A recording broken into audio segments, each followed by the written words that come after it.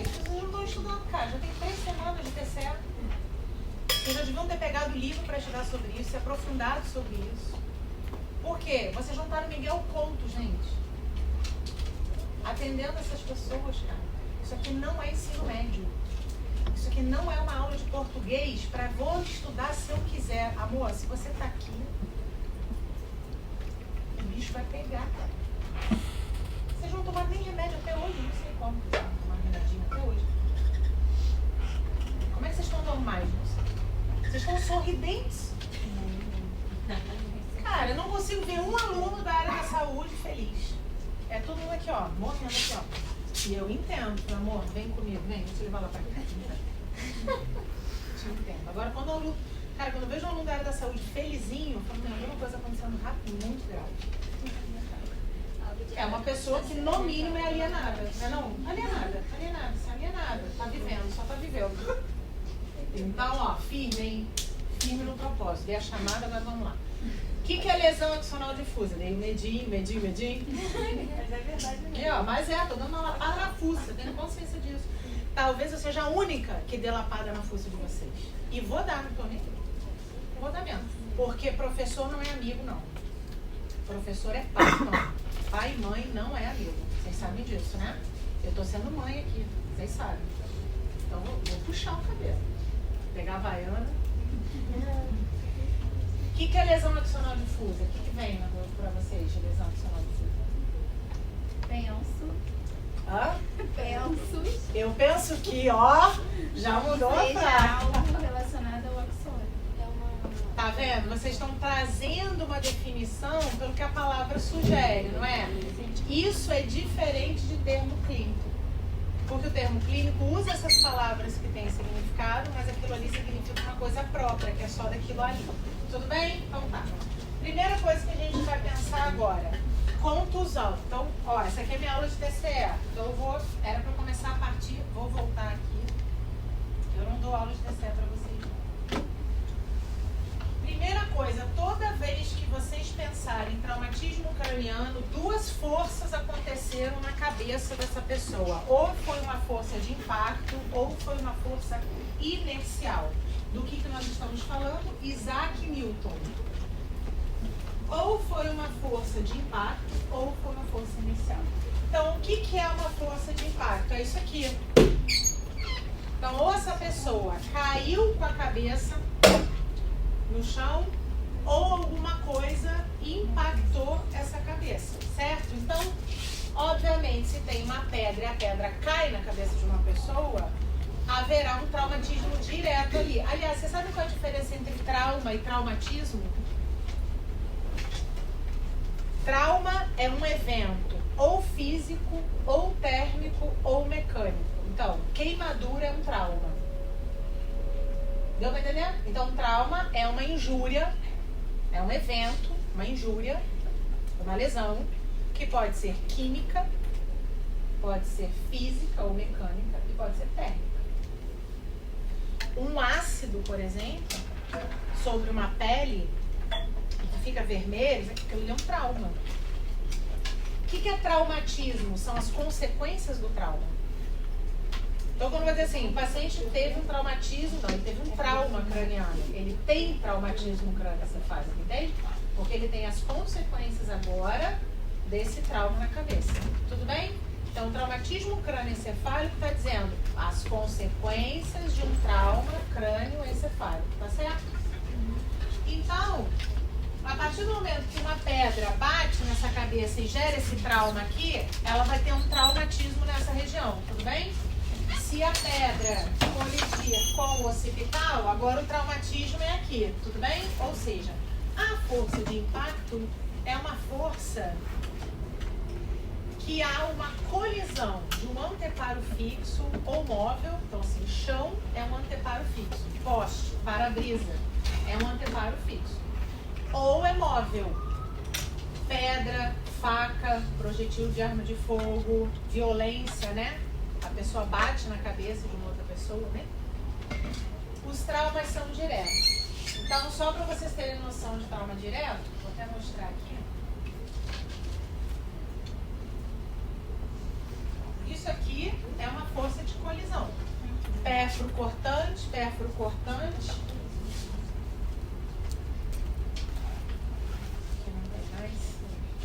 que podem gerar essas fraturas, entende? Pode fraturar ou não. Ó, fraturar ou não. Toda vez que a gente olhar para osso, o que a gente está procurando? Solução de continuidade. O que é a fratura? É a perda da solução de continuidade. Então, quando você tem um osso, então vamos imaginar essa imagem aqui, ó. Solução de continuidade. Se você que é fisioterapeuta vai trabalhar em ortopedia, se você recebe um idoso com queda e ele tem dor na costela, você é um dos primeiros profissionais a dizer que ele precisa de uma radiografia para ver se tem fratura na costela, certo? Aí você vai ficar vendo costela por costela. Margem superior, margem inferior. Margem superior, margem inferior. Por quê? Quando você olha um exame, você tem a certeza que o profissional não está assim, ó. Ele está vendo contorno, tamanho. O olho está um scanner, assim. Aí dependendo do exame que é. Se é osso, tá que nem um scanner. Ele está vendo margem, margem, margem. Por quê? Ele está vendo se ele encontra, bom dia, perda da solução de continuidade. Isso é fratura, deu para entender? Tomografia computadorizada é maravilhoso para ver isso, né? Porque a radiação está toda ali no osso, né? O raio-x. Então, ó.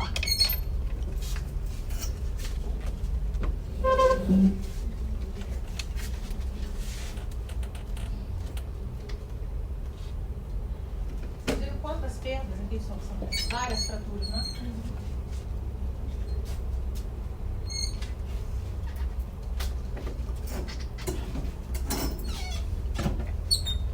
Isso aqui é uma criança nascida a fórceps, então isso aqui causa múltiplas fraturas cranianas. Isso aqui uma única fratura.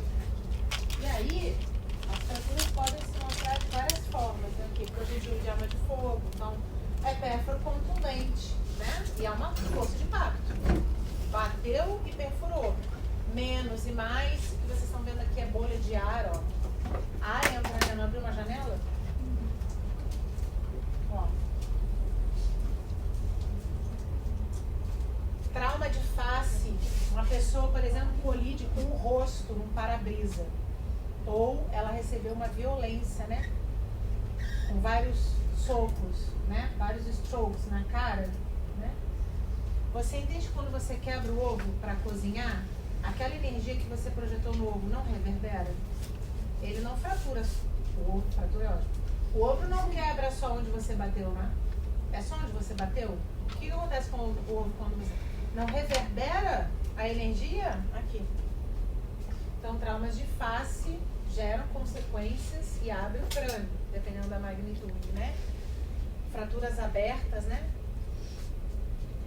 Ó. Essas imagens dá pra ver bem, né? Então, são fraturas, inclusive, cominutivas. Vários fragmentos, fraturas depressivas, sem afundamento, né? Isso aqui é uma fratura linear, ela não é cominutiva. Ela não tem vários fragmentos. É uma fratura linear e depressiva. Você vê que afunda. Isso tudo aqui é fratura, ó. Isso aqui é uma fratura linear. Isso aqui é uma fratura cominutiva depressiva. Então, isso é gerado por força de impacto. Qual é a chance? Haver fratura. É o que a gente mais imagina que vai acontecer. Certo? Para falar em contusão,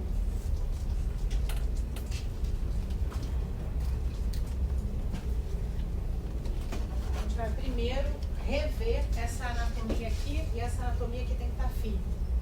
Só para falar de contusão. Das outras também, nós vamos pensar. Isso aqui é um corte daqui, assim, ó, crânio e parte do encéfalo, certo? Então a gente está vendo esse topo aqui. Uma parte do hemisfério cerebral de um lado e do outro. Vocês estão vendo que tem uma meninge bem fininha aqui?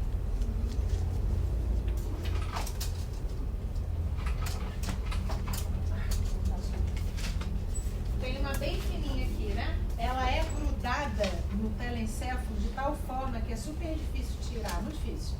Se a gente tentar tirar, é que nem plástico em pote, que não sai tudo e fica. E se tiver no plástico, rasga plástico. É isso. Ela é tão fina que quando você olha para o parênquima cerebral, é difícil você dizer se está com essa membrana ou não. Essa membrana, ela, falada em latim, fica meninx. Meninx, em latim, é membrana.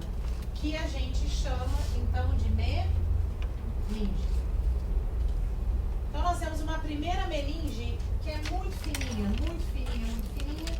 que recebe o nome de pia mater, porque pia quer dizer suave, quer dizer delicada em latim.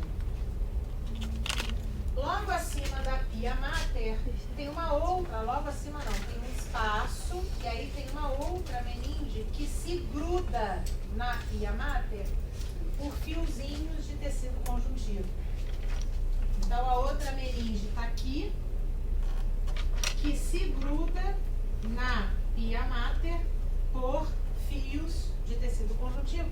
Se você olhar para cá, faz analogia aos nossos olhos com uma teia de aranha. Então o nome dessa membrana se chama aracnoide mater.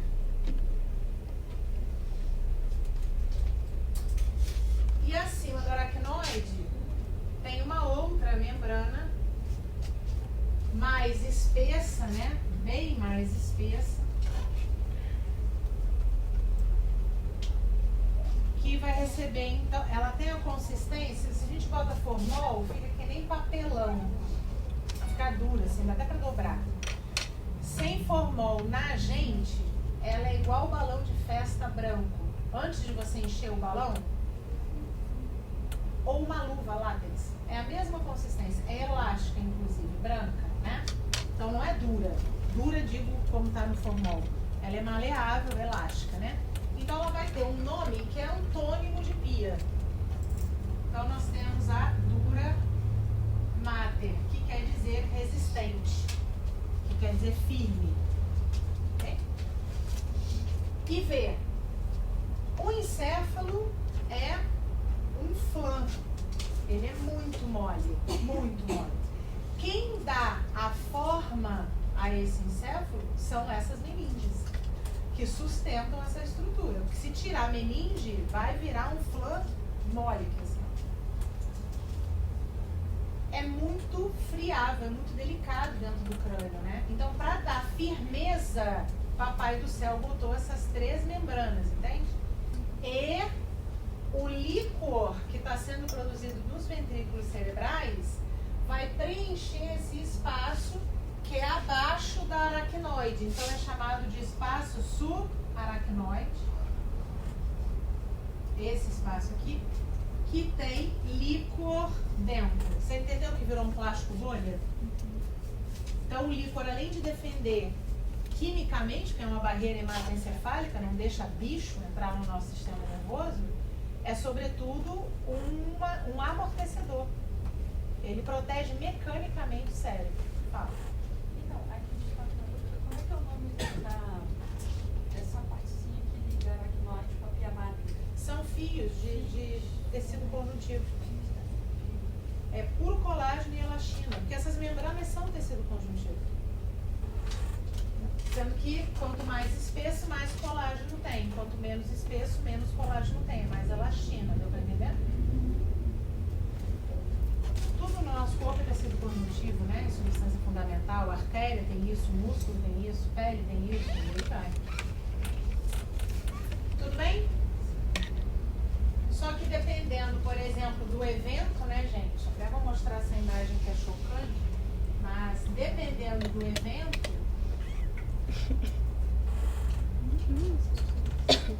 a energia é tamanha que vai abrir e esse material encefálico vai ficar exposto, né? Porque eu acho que o Papai do Céu fez de tudo que ele podia, mas porque não tem como nascer com a cabeça pesada, né? Senão a gente era melhor ser um bird, um cabeção aqui de titânio, e esse corpinho a gente ia perder a estabilidade, né? Ia pra frente ou ia pra trás.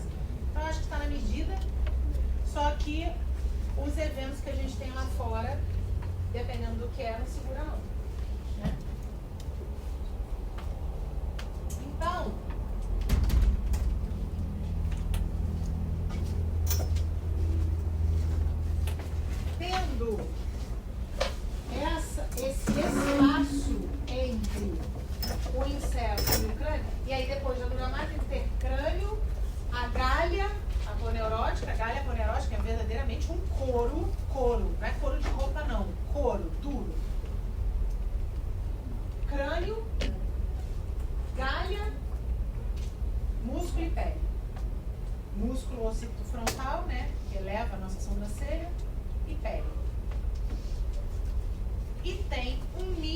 espaço entre o encéfalo e o crânio, certo?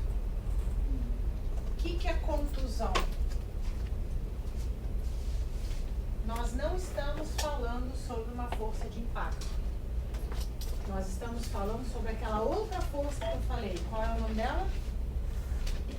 Pensou em traumatismo craniano, são consequências que vieram ou de uma força de impacto ou uma força inercial.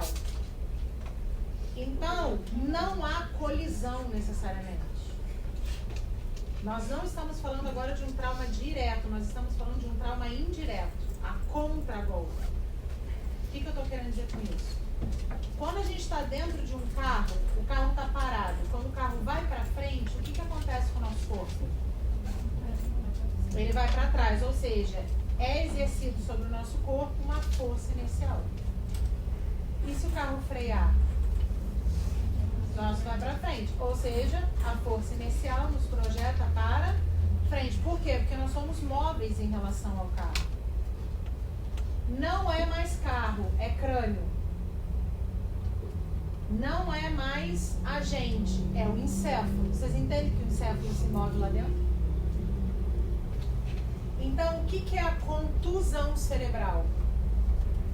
Esse encéfalo, por força inercial, se mexeu dentro do crânio vigorosamente, concorda? E, olha lá para a imagem, o encéfalo está lá dentro e o que aconteceu? Ele bate na superfície interna do crânio. E qual é o traumatismo? Ou seja, a consequência óbvia aqui, sangramento. Toda vez que tiver escrito no prontuário do Miguel Couto, contusão cerebral, tem sangue dentro desta cabeça. Deu para entender? Tá, contusão, tu tem que pensar em hemorragia. Pronto. Por quê? Pode descer a cabeceira? Tem controle de pique? Vai controlar pique? Posso fazer exercício nessa pessoa? Entenderam? Essas perguntas têm que serem feitas para a residência. São eles que sabem. Você chegou hoje segunda, o paciente está desde sábado. Quem está sabendo sobre esse paciente é o residente, não é você. Por quê? Porque isso que a gente vai fazer com eles lá, a gente não está lá de bobeira para botar caneleira, não.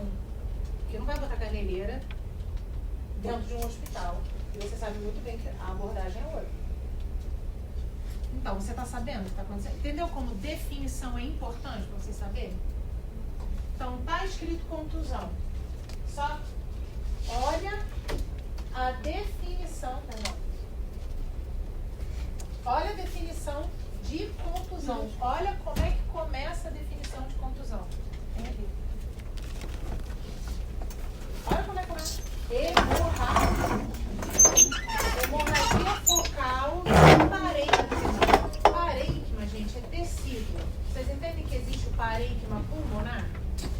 Não, esse caso aqui é sério. Então, é uma hemorragia focal, porque ela bateu em algum ponto, certo? No parênquima cerebral, por ele ter encontrado a superfície interna do crânio. E vai sangrar. Porque essas artérias vão rasgar. Tudo bem?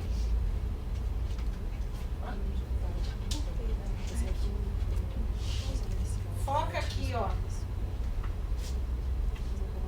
Isso aqui colidiu com a parte interna. Quando a gente tira da caixa craniana, o sangue espalha, concorda? Molha. Mas tinha uma bolsa aqui, ó. Fruto de quê? Isso encontrou o crânio. Vocês entendem que é uma coisa fechada? Que está fechado? Tem sangue e está fechado? Vai aumentar ou não vai aumentar a pressão intracraniana? Quando tem fratura,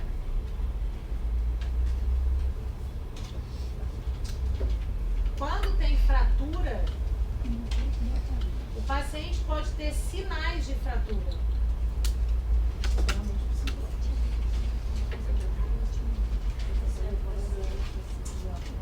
Aqui, ó. Quando tem fratura, o paciente, inclusive, já tem sinais de fratura. Ou seja, não é contusão. Entende? Porque contusão não tem fratura. Contusão é o movimento do encéfalo dentro. Agora, claro, essa pessoa sofreu múltiplos traumas na cabeça. Ela pode ter ter um crânio com força inercial e de colisão, e de impacto ao mesmo tempo? Pode. Um lado foi inercial, o outro lado foi... Entende? Imagina uma pessoa dentro de um carro capotando. Você imagina o que pode acontecer ali? Então, múltiplas forças vão entrar naquela cabeça, né? Mas o que eu estou trabalhando com vocês é a identificação de termos, não pode ter dúvida. Isso aqui é sinal de fratura. Isso aqui é sinal de fratura craniana. Vocês virão isso na sala vermelha. Claro, a pessoa pode ter tomado 2 socões na cara? Pode. Só que a história do trauma é TCE. Então, TCE e está com essa fáscias, isso quer dizer que tem fratura. Por quê? Porque esse sangue lá de dentro está saindo por essa fístula. E está indo para onde? Para o tecido adjacente. Para o tecido que está em volta da cabeça. E onde tiver buraco, esse sangue vai sair. Então, sai sangue pelo nariz? Sai. Sai sangue pelo ouvido? Uhum. Sai sangue pela boca? Uhum. Esse sangue vai se acumular aqui no olho? Vai. Inclusive, isso não é um hematoma. Isso é uma equimose. Equimose é uma coisa, hematoma é outra. Equimose é um sangue oriundo de outra região que está infiltrando aquele local, entende? Hematoma é isso aqui. E aí fica lá o hematoma. Porque isso aqui rompeu algumas artérias, entende? E aí sangra. Então, se você der uma topada em algum lugar, vai sangrar, vai gerar hematoma, tudo bem?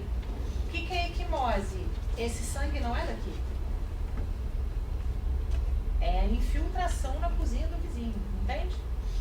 Várias pessoas com trauma de barriga, um baço, por exemplo, arrebenta, vai sangrar, não vai? Você vê aquela barriga preta. Esse sangue vem do baço, mas que está se acomodando nos tecidos ao redor. Isso é equimose. A cor é diferente. Hematoma, em 2 semanas sai. Equimose, dá quase 1 ano esse troço não saiu ainda. Por quê? Então, a coleção de sangue pode infeccionar, inclusive, porque vira cultura, pode virar um abscesso.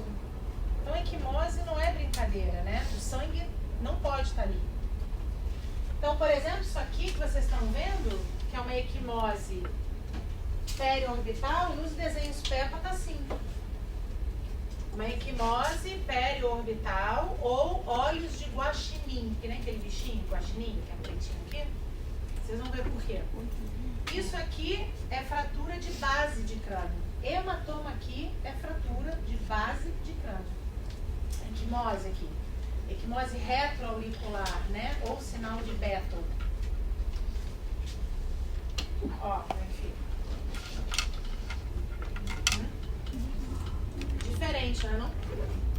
Bem diferente de hematoma, né? Sinal de Bethel. E vai sair sangue. Então é uma otorragia ou uma rinorragia. Alguns profissionais não botam ragia. Isso faz com que alguns outros profissionais não gostem. Eles botam otorreia ou rinorreia. Reia quer dizer eliminação de alguma coisa. Então, otorreia pode ser cerume. Entende? Está saindo cedo. Quando rompe o tímpano, o cerume sai, né? Ou se tiver com otite e romper um tímpano, essa bactéria sai. Então, rinorreia pode ser aquela coriza que você vê. Emelete correndo, isso é uma rinorreia. Então, tem alguns profissionais que são mais puristas, né? Eles preferem colocar o termo que diz exatamente o que é. Ragia já quer dizer hemorragia, concorda? Então, eles preferem rinorragia e otorragia. Eu estou falando isso porque se você está lá no Miguel Couto, ou está lá na clínica médica, ou está na neurocirurgia, o paciente já foi limpo pela técnica de enfermagem, né? Pela enfermagem. Só que fica uma sujeirinha, às vezes, no nariz, fica uma sujeirinha. Você está olhando para aquilo e você não está desavisado, você não está alienado. Você não está assim, mas por que esse nariz está assim? Da onde vem esse sangue? Entendeu o que eu quero dizer? Ou seja, muitas das vezes vocês não vão fazer nada com isso, mas vocês são detentores do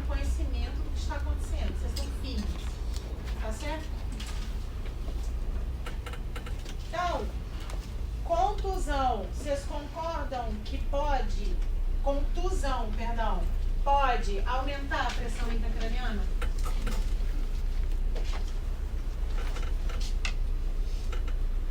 Um trauma aberto, fratura aberta, entende que não aumenta a pressão intracraniana? E essa pessoa consegue chegar até o hospital? Quem tem contusão pode ser que nem chegue no hospital. Por quê? Porque não é fechada a contusão? Sangue, sangue, sangue, não tem pra onde sair? Não chega no hospital. Tudo bem? Isso muito vai depender que tipo de hemorragia vai estar sendo. Vou voltar para essa imagem aqui. Que tipo de hemorragia que vai estar sendo? Olhando para essa imagem, isso bateu aqui na contusão, não é isso? Tem espaço aqui? Não. Não tem espaço entre a pia máter e o encéfalo. Mas tem espaço aqui, abaixo da aracnoide, tem espaço aqui entre a dura mater e o crânio e entre a dura mater e a aracnoide. Tudo bem?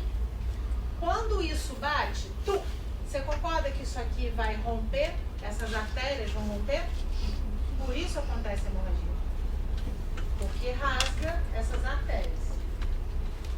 Até vou comentar uma coisa que está no livro, tá? Só que ela não explica. Ela só fala assim: as contusões no idoso expressa maior gravidade. Ponto.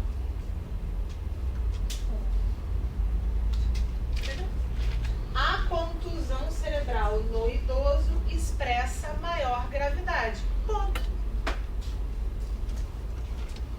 Vocês conseguem dizer para mim por que a contusão no idoso é mais grave?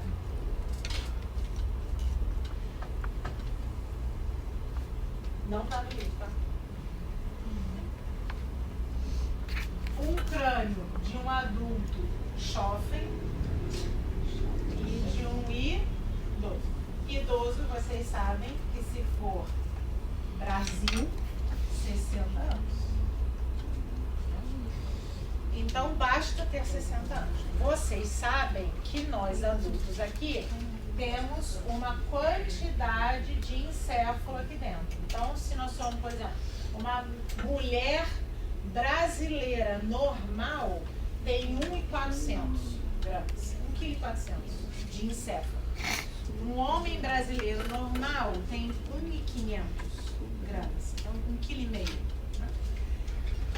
Com o passar da idade, a gente não perde só cabelo, colágeno, o cabelo fica branco, não é isso? A gente tem, obviamente, uma atrofia cortical. Não é só sarcopenia que a gente vai. A gente não perde só músculos, ossos, a gente também perde neurônios. Então é normal na senescência. A gente vê isso nos idosos. Eles caem por quê? Eles não têm mais um sistema vestibular da mesma forma, eles não têm a mesma propriocepção, eles não têm reações de endireitamento e proteção. A MS deles não é tão bem ativada. Por quê? Porque a gente tem perda neuronal. Com o passar do... Se eu tenho menos neurônios, a quantidade de encéfalo fica a mesma ou diminui? Diminui, não é?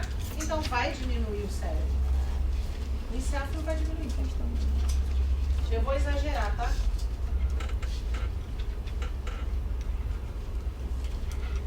Quando esse encéfalo diminui, o que acontece? As artérias, elas estão entremeadas entre os giros. Elas estão entremeadas, né? Tem os giros e elas estão. A partir do momento que eu tenho uma redução do tecido cerebral, vocês concordam que essas artérias vão ficar mais expostas para fora agora? Elas vão se aparecer tanto que se eu dissecar um cadáver e eu não souber a idade, eu sei se é idoso ou não. Porque fica uma rede de artérias para fora. Sabe aquela rede de cabelo? Aquela touca de rede? Fica assim. Você vê as artérias muito aqui para fora, entende? Destacadas. Se essas artérias estão mais para fora, vocês concordam que quando isso aqui acontecer, o rompimento é inexorável? Ou seja, é obrigatório? Vai acontecer? Vai sangrar muito, não vai? Ponto número 1. Vai sangrar muito. Então, o que está escrito no livro? As contusões cerebrais nos idosos expressam maior gravidade. Porque vai ter muito sangue. Tudo bem? Porque essas artérias estão mais expostas agora. Vai ser a primeira coisa que vai encontrar. Tudo bem? Outro ponto para a gravidade. Tem mais espaço, não tem? Tem mais espaço. Ou seja, vai gerar imediatamente agora uma compressão que gere sinais e sintomas? Não. Se eu perguntar, pode ser múltiplas quedas ou múltiplas? Não, pode ser uma queda só que vai dar ruim. Por quê? Não tá sentindo nada, tá tudo bem. E pode ser que até 120 dias depois comece com cefaleia, vômito. E aí, quando chegar no hospital, já deu muito ruim. E ainda mais se for uma das hemorragias que eu vou falar aqui. Então, até 120 dias podem começar a aparecer os sinais e sintomas. Por quê? Esse sangue está crescendo e não tem espaço. Não está gerando nem sintomas. Ele só vai gerar sintomas se a compressão for muito grande. Só que daí já se passaram 40 dias, 50 dias. Foi uma das explicações para o presidente Luiz Inácio Lula da Silva. Quando caiu ano passado no banheiro, e os sintomas vieram tempos depois. Aí é aquilo que eu sempre falo, né? Nós profissionais da área da saúde, a gente tem que estar muito firme no pensamento, né? E a gente tem que ter, além de firmeza, e o profissional da área da saúde, ele não vai servir se ele não estiver atento. Não adianta você ter conhecimento se você não está atento, se você não tem um borogodó. Por que eu estou falando isso? Quem me conhece sabe que antes de eu sair de casa e quando eu volto de casa existe um ritual. Ou antes de sair de casa eu vou ficar uns 15 minutos em frente a um altar na minha casa. Na verdade é quase que um congar. Eu vou ficar lá na frente durante uns 10 a 15 minutos. O que eu peço? Eu peço, além de sabedoria, proteção, mas eu peço para trabalhar intuição e inspiração. Eu levei o Leonardo para emergência esses dias, e aí eu indo no hospital, eu levando o Leonardo, né? Eu pensando, cara, pelo amor de Deus, Senhor, inspira essa pessoa que vai ver meu filho, cara, faz com que ela enxergue o que os olhos dela não veem. É isso. Porque não adianta conhecimento se você não enxerga. Aí eu vou contar uma história pra vocês louca. Eu fui chefe de equipe durante muito tempo de uma equipe. E o Yuri, que era esse fisioterapeuta que eu estava chefiando, é uma das melhores pessoas, seres humanos. Além de ser impecável, íntegro, um caráter, né? Ele, sobretudo, é elegante. Ele tem um linguajar muito precioso, muito requintado, ainda mais técnico. Então ele virou para mim e falou assim: Fernanda, você pode ver uma paciente lá, dona fulana, diagnóstico nosológico da dona fulana, doença de Parkinson. Você pode ver lá a dona fulana comigo? O que foi, Yuri? Ela tá estranha. Quando ele falou estranha, eu olhei para ele e falei: tá o quê? Por quê? O que ele ia falar para mim? Obnubilada, entendeu? Ela está com turvação da consciência. Ela está com estupor. Ele não ia falar, ela tá estranha. Aí tu viu que ele ficava estranho. E aí eu, estranho? Aí ele, desculpa, Fernanda, sério mesmo, eu não consigo. Eu não quero falar nada pra você pra não te sugestionar. Eu queria que você conversasse com ela só pra ver. Eu tô achando, ela tá estranha, não tá ela. Cara, Yuri falando assim, cara. Fui lá conversar com a dona fulana, tudo bem? Aconteceu alguma coisa? Tá tudo bem? A senhora tá se sentindo bem? Quando eu olhei pra dona fulana com um olhar, sabe de quê? De febre. Eu não consigo dizer isso. Sabe olho de febre? Quem é mãe aqui? Não sei. Então a gente olha pro filho e fala assim, tá com febre. Você vê o olho lacrimejando, é um olho mais molhado, né não? E aí, isso aqui é 100% aberto. Dela tava 99%. Assim, uma voz nasalada. Eu, Yuri, pega o termômetro pra ele. Falou, ó, fui ver a temperatura da dona fulana. Pega o termômetro. Vi sinais vitais. Auscultei dona fulana, normal. Sabe como é que começou? Eu comecei assim, ó. Juro por Deus. Você tá com febre. E aí, olhando ela, e ela? Eu, Yuri, ela tá estranha.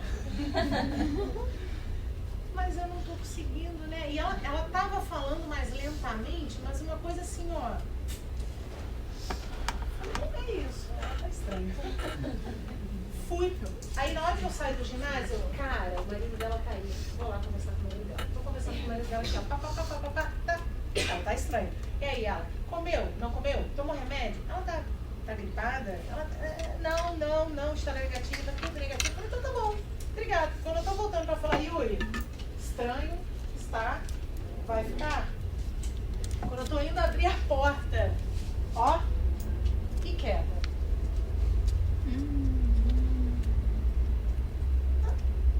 E queda. Volto pra recepção. Seu fulano, desculpa que eu não te perguntei. Por um acaso, eu pensando assim, louca.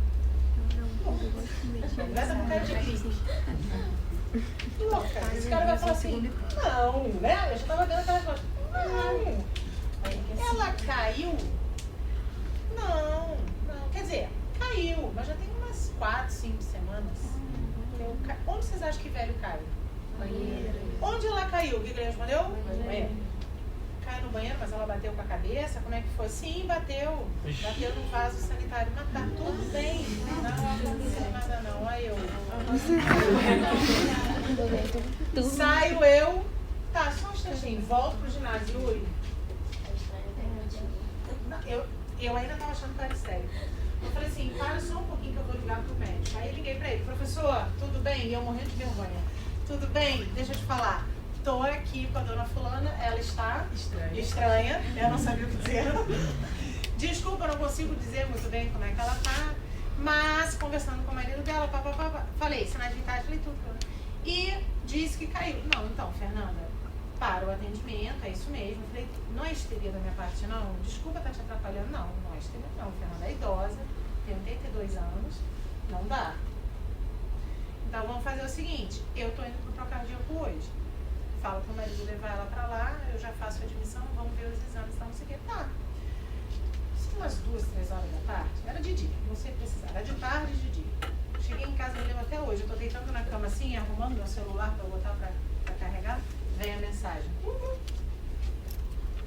As imagens do ATC e a frase assim, ó, de hoje ela não passaria.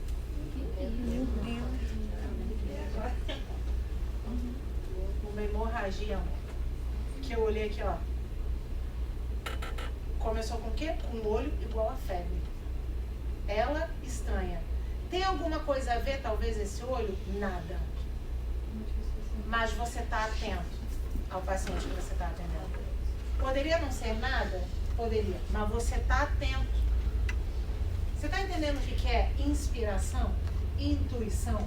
É estar atento, porque a tua conta está atrasada, a tua família está com briga na família, a tua namorada está enchendo o saco, entende? O filho está doente. O profissional da saúde não tem o direito, talvez, e nem a possibilidade de se poluir com essas coisas durante o dia.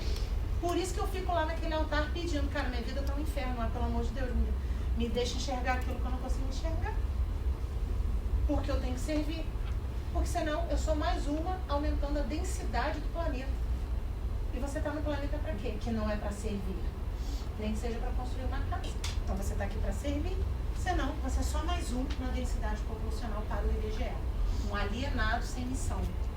Sem fundamento de existir, amor. Entende? Se não é para servir, então é desesperador o profissional da saúde. Porque pronto. Você brigou com o namorado, a tua vida já está no inferno. Entende? Como é que tu sai de casa sem? Então assim, e aí quando eu volto para casa, fico lá sentada agradecendo ou pedindo mais, né?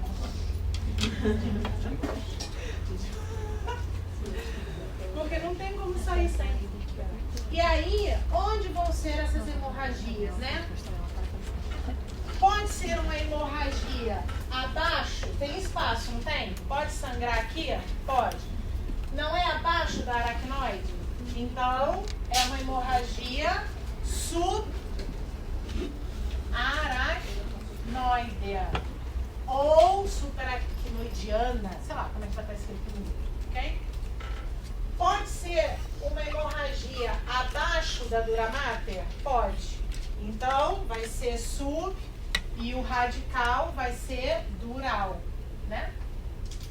É dura mater? Então, é uma hemorragia subdural. Se está abaixo da dura mater. E se está acima da dura mater? Pode? Pode. Daí não é sub, é epi. E o radical fica, né? Dural.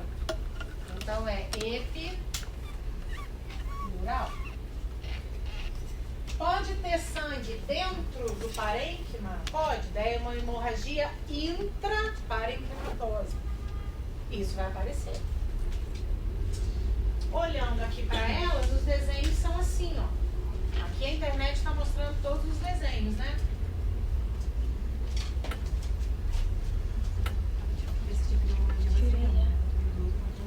Sim. Só que no idoso, imagina que esse sangue... E quando é anticoagulado, então? Ele toma aquele ASzinho infantil, que aliás eu chupava aquilo na infância, né? Logo estimula, não é não? Cara, como é que pode, né, cara? O pessoal da década de 70, eu sou uma Tailândia. Cara, impressionante. A gente brincava, se cortava, né? E coagulava. Como? Que a gente chupava aquilo, pegava aquela cartela inteirinha. Botava até o banquinho. Cara, quando vem aquela coisinha, cartelinha rosinha assim, dá até. Sabe bala de tamarindo? Ó, epidural, subdural, abaixo da dura mater, subaracnoidal, quinoidiana, quinoide, sei lá como é que vai estar. Olhando para epi e subdural, vocês entendem que rapidamente gera mais pressão sobre, mais empurra o encéfalo do que a subaracnoidal? Você viu que o desenho é diferente? Que a subaracnoide, como tem espaço, fica como se fosse um leito de rio. Quando bate o raio-x, parece umas minhocas, entende? Quando é epidural e subdural, tá vendo que como não tem como ir na direção do crânio, a força resultante é direta para o encéfalo? Então amassa bem, né? Só que a epidural vai amassar mais ainda. Olha o desenho aqui, ó. Tá vendo? Aqui tem mais espaço que aqui. Então aqui a força resultante é direta, né? Esse aqui rapidamente gera sinais e sintomas. Numa pessoa jovem, rapidinho. Agora olha no exame de imagem. Lembra que eu falei que contem com a possibilidade de não ter laudo? Só ter a imagem? Isso aqui é sangue, não é? Isso aqui é osso. Qual é a diferença? Isso é mole e isso é duro.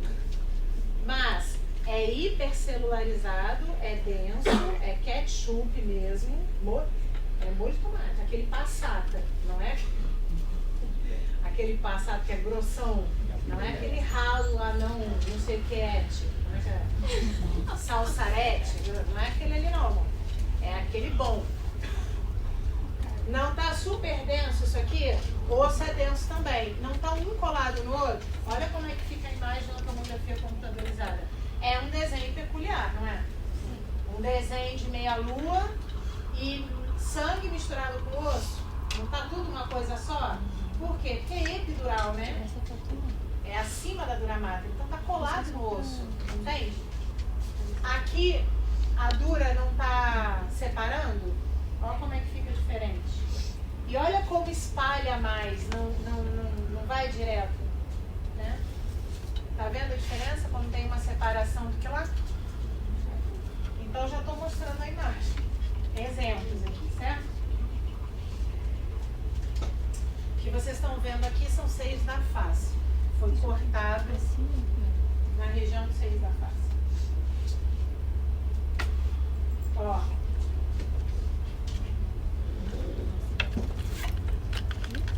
Tem que tirar, né?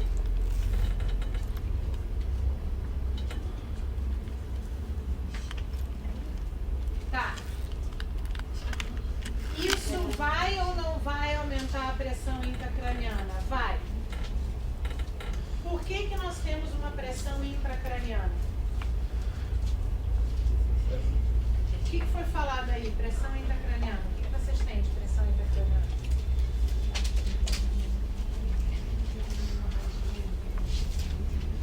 Mas quais foram as informações? Ó, outra coisa, porque eu vou falar, tudo que eu tô falando nessa sala, tudo que eu falo aqui cai. Cai onde? Na minha prova? Não. cuidado que eu falo. Eu não dou nada de historinha. Até essa história que eu falei dessa senhora, para vocês ficarem atentos. Tudo que eu falo acontece. Tem turma que entra aluno que já fez a disciplina, ó. Tem gente do legado, aqui acontece mais no catete, aqui não acontece muito não. Tem muito aluno assistindo minha aula segunda e terça à noite, que é daqui de manhã e tá assistindo minha aula segunda. Pode, só entrar. Abre a porta aqui, ó. Oi, eu vou ficar meio assim. Eu tô aonde? Que dia é hoje? Esse aluno não é daqui. Eu consigo reconhecer que é e não é, mas eu não sei. Aí pronto, toda terça, quarta, entra. Não pode. É proibido, sabia? Mas eu tô descumprindo. Cadê aquele negócio que não pode comer? É tipo isso. Não pode, mas comigo vai poder. Então só abre a porta do professor. Posso assistir a aula novamente? Pode, entra, filho. Imagina, eu vou negar ensino? Nunca. Porque não pode, porque às vezes como essa sala aqui, pô, já não tem carteira pra vocês, entende? Então pode ser um problema sério. Mas a gente arranja mais cadeira. Então tem aluno que está, por exemplo, já fazendo estágio, vai se formar. Está assistindo a minha aula. E aí lá no catete acontece muito, que as salas são maiores. Então lá atrás ficam uns 12. Tudo fazendo estágio desesperado, né? Tudo fazendo estágio e já para se formar, tá todo mundo assistindo a aula de novo. Aí eu falei assim, isso que eu vou falar agora vai cair. Eu não estou dizendo que é possível. Vai cair na prova de estágio. Tá ouvindo? E vai cair na prova do Copa Docas, tá? Não, vai cair na prova do Copa Docas. Vai cair. E aí as alunas lá atrás, cai sim. Então, vai cair. Não existe essas informações que eu vou ter agora. Vai salvar vocês na hora que vocês estiverem no hospital. Tá certo? Vocês não vão ficar aqui, ó, flutuando. Então, é óbvio que se a gente tem algo fechado com alguma coisa dentro, essa coisa dentro exerce uma pressão contra. Não é isso? Tanto que, se essa coisa fechada aqui, com uma coisa lá dentro gerando pressão, exemplo, panela de pressão, né? A gente sabe o quanto que coisas dentro de alguma coisa exercem uma pressão contra, tá certo? Dentro do crânio, nós temos 3 coisas e não cabe mais nada. Nós temos o encéfalo com as suas meninges, o líquor e o sangue dentro das artérias. Cabe mais alguma coisa? Nada mais. E, obviamente, que esse conteúdo está exercendo uma pressão contra o crânio, concorda? Se agora, vocês concordam que se tiver traumatismo craniano, se tiver trauma craniano e afetar o encéfalo, vai ter traumatismo? É uma lesão, não é? Não vai ter processo inflamatório? Se tem processo inflamatório, tem edema, não é? Então o encéfalo já não está aumentado? Só que, sobretudo, ainda tem sangue daquele jeito que vocês viram. Cabe? Não cabe. Basta o encéfalo ter edema. Não cabe. No traumatismo craniano, é céfalo em processo inflamatório e sangue. Galera, é óbvio que vai aumentar a pressão intracraniana, certo? Então, existe uma doutrina chamada doutrina de Monroe-Kelly que diz o seguinte: basta uma dessas estruturas aumentar, a pique aumenta. Você acha que contusão, essa pessoa não vai ser monitorada? Vai. Porque tem edema com certeza e tem sangue aí lá dentro. Ela precisa de um monitor de pique, concorda? Tem que monitorar a pique. Qual o problema de uma pessoa ter a pique aumentada? Tá, primeira coisa, ela vai morrer. Ela morre. Pique aumentada mata. Por que mata? Tem para onde expandir? Então, essa pressão, na verdade, vai exercer uma compressão para baixo, né? Porque como não vai para cima, ó, encefalohernia. Não tem os giros? Eles fazem assim, ó, hernia, sai do lugar e comprime o tronco encefálico, onde estão as nossas funções hegemônicas. Então, qual é a evolução de uma pique aumentada? Parada, cardio, ventilatório. E a gente reverte massageando? Não. Entende? Não. Porque se o drive está apagado, não tem como. Não adianta chocar. Entende? Não adianta trazer eletricidade para cá.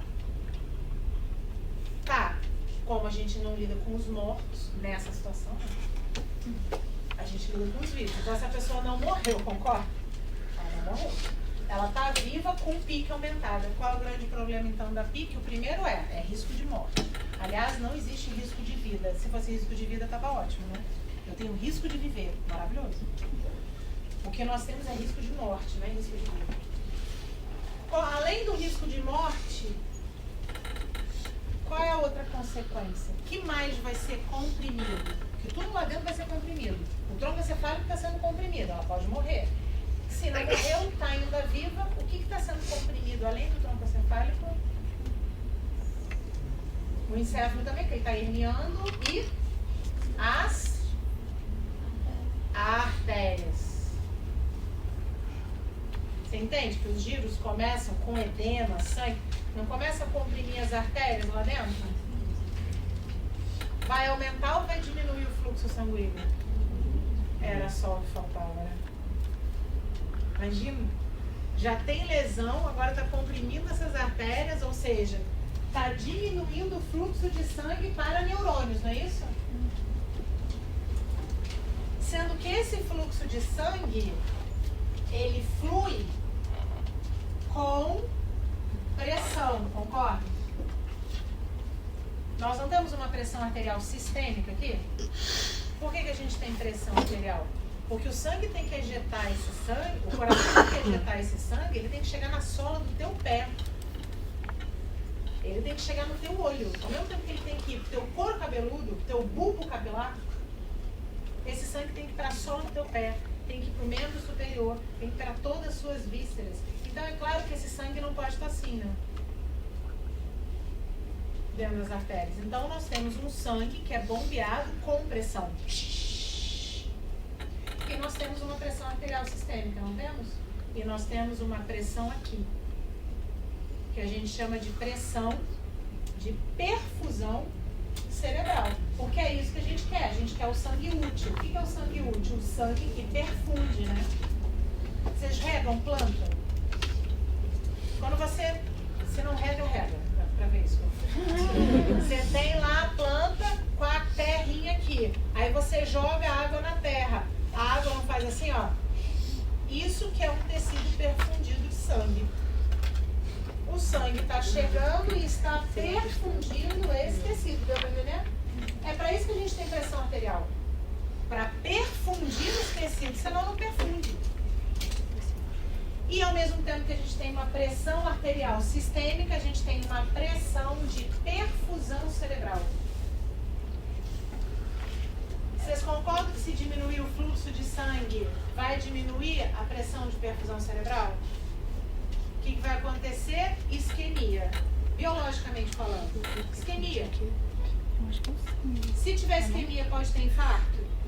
Não é AVC, tá, gente? Mas eu tô falando biologicamente. Não chega sangue, o tecido não sofre isquemia. Essa isquemia provavelmente não vai ser revertida, né? O que vai acontecer? Infarto. Processo inflamatório. Vai ter edema? Mais ainda. Entendeu a bola de neve? Então não pode ter pique aumentada, concorda? Portanto, essa pessoa vai ser monitorada. Vai ser um monitor de fibra ótica, que vai ficar assim internamente, intraparenquimatoso ou subdural. Fica abaixo ali da dura mater e ele traz informação de quanto que está a pique. Qual que eles vão usar? O que tiver no hospital. É esse ou é esse? Qualquer um. É o que tiver no hospital. Vai ser usado, tá certo? Então, quando você pega um oxímetro e bota no dedinho, você está olhando lá para o valor da saturação, certo? Qual o valor da saturação normal? Normal, melhor dos mundos, qual é? 100%. Ele está saturando 100%. Que você sabe que deu 95, 94 é o hospital. Ninguém, o ponto de corte da saturação é 95. Por quê? Já leu isso, já falaram isso? Covid disse isso? Não é isso? Qual é o valor da nossa pressão arterial sistêmica normal? Não, 12 por 8 não, 120. Porque 12 é. 12 é morto. O manômetro começa com 20. Tu fala 12, tu fala. É que a gente só usa calculador. Aonde? Não, Não, mas sabe por quê? Eu acho até às vezes interessante, porque você está falando isso do lado do paciente. O paciente ouve 12 por 8, tu fala 120. A pessoa vai falar, pronto, morri. Então você não fala 120, ela vai tomar um sustão. Agora, na hora de escrever no prontuário, é 120 por 80. Tá, eu não vou entrar aqui na Escola Americana de Cardiologia, que eles estão diminuindo esse troço, entendeu? Para te dar pavor. Então o normal está indo para quase 100, daqui a pouco está 90 por 60, que nem a minha pressão. Qual é o normal? 90 por 60. E para hipertensos, a gente sabe que o valor de 140 por 90 é um valor bom, né? Para quem é hipertenso. Tirando isso, ficamos aqui no 120 por 80. Por que eu estou falando isso? Mesma coisa, qual o valor da frequência ventilatória normal? Qual o valor da frequência cardíaca normal? Se você decorou esse troço, que você é profissional da área da saúde, você tem que saber outros valores que não são só esses, entenderam? Então é claro que a pressão intracraniana já foi medida e é sabida qual é o valor normal. E é claro que a pressão de perfusão cerebral, se você sabe essa, você pode também saber qual é a pressão de perfusão cerebral normal. Então são mais dois valores que, se você não trabalha com cerâmica, se você é profissional da área da saúde, se você trabalha com cerâmica, você não precisa saber, mas você entrou na faculdade da área da saúde, certo? Então é o mínimo que você tem que saber. Isso aqui, a minha avó sabia.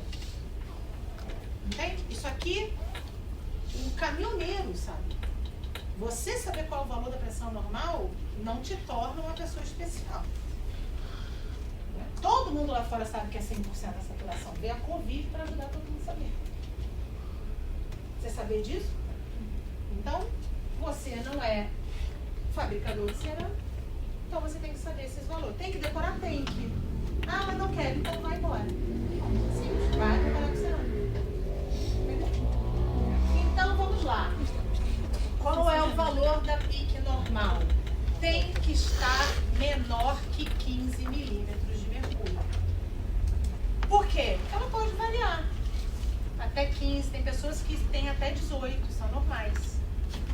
É uma PIC aumentada, que vai ser controlada a vida toda, né? Essa pessoa vai fazer vários exames. Mas não necessariamente ela vai ter alguma coisa em relação a isso.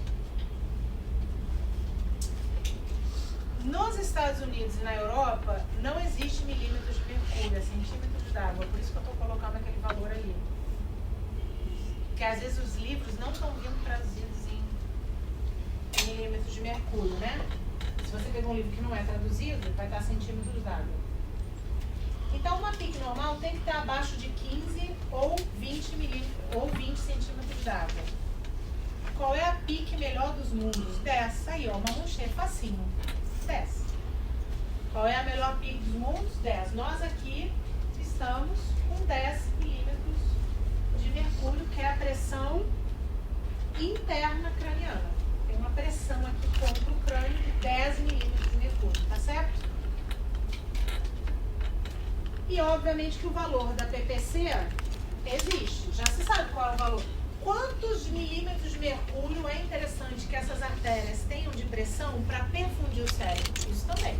Aqui no nosso corpinho é 120 por 80. Garante que tecidos estejam sendo perfundidos. E aqui? Entende? Então é um cálculo. A PPC, que é a pressão de perfusão cerebral, é a pressão arterial média, ou seja, é a média dessa pressão menos essa. Então, é a média dessa pressão menos essa. Como é que a gente tira a média das coisas?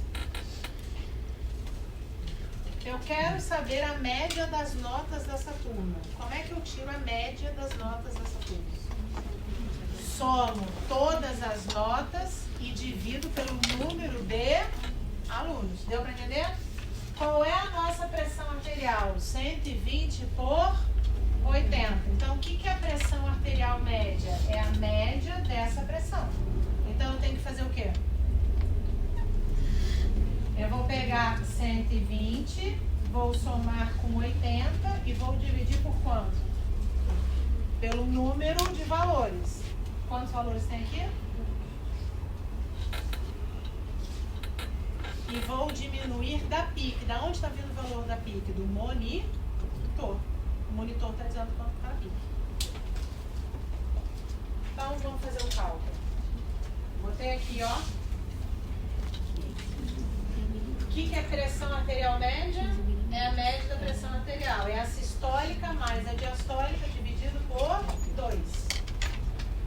Então, vamos lá. 120 por 80 dividido por 2 dá 100, não é isso? 180 mais 120 mais 80 dá 200, dividido por 2 dá 100.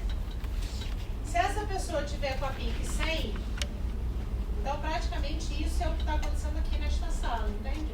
Ó, PIC 100 não, PIC 10. PIC 100 deu 1. Ó, pressão de perfusão cerebral é igual a 100 menos 10. E vocês viram que a PPC, ela tem que estar maior que 70. Então, a PIC, ela tem que estar menor que 15, lembra? E a pressão de perfusão cerebral tem que estar maior que 70. Para quê? Para garantir que esse sangue esteja perfundindo os tecidos. Quanto que é 100 menos 10? 90. É uma PPC boa ou não é? É ou não é, gente? É, por quê? Maior que 70. Tá garantindo perfusão? Tá garantindo perfusão. Ó. Não, normalmente não passa disso, né? É mais ou menos mantido nisso. O que pode acontecer é diminuir. Ó, vou aumentar um pouquinho essa PIC, tá? Um pouquinho. Vou colocar o valor, continua 120 por 80. Aumentei para 25 a PIC. Vocês percebem que quanto maior for a PIC, mais será subtraído? Então, qual é o valor disso aqui? 75. Vocês já viram que já diminuiu a perfusão? Então, vendo que é inversamente proporcional? Quanto maior a PIC, menor será a PPC. Aumenta a PIC, diminui a pressão de perfusão cerebral. Eles fazem cada questão matemática disso, botam cada alternativa e botam uns valores loucos lá. Se você está firmado nisso aqui, é só prestar bem atenção na questão, porque eles vão variar esses valores, vai trocar, botar PIC, PPC, sabe assim? Para a pessoa meio que se confundir do que é PIC, do que é PPC, tá certo? Então, essa pessoa está com 2 monitores. Um monitor do hospital, que está vendo lá a frequência cardíaca, pulmonar, pressão arterial, não é isso? Saturação. E do lado o monitor da PIC. Como é que você sabe a PPC? Você sabe a média da pressão e vai subtrair pelo valor da PIC. Você sabe se está perfundido ou não. Ok? Eu não estou dizendo que isso pode acontecer. Estou dizendo que isso vai acontecer. Vocês vão ter prática disso aqui no hospital. Ok? Bem.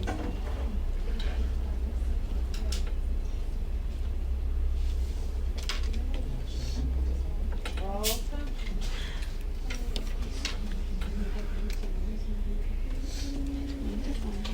O que é concussão cerebral?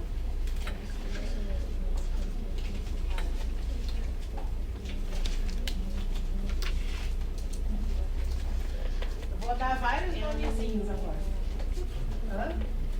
Ó, concussão. Várias palavrinhas para definir. Eles vão lá definir. Mas, ó, concussão é um abalo. Concussão é uma perturbação. Abalo é uma alteração na fisiológica, uma alteração na função, ou é uma disfunção. Cara, cada livro escreveu de um jeito. É um transtorno paroxístico. O que é isso? O que é paroxístico? Vocês nunca ouviram falar nessa palavra? Senhor.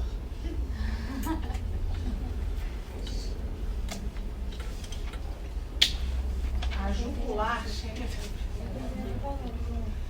Paroxístico.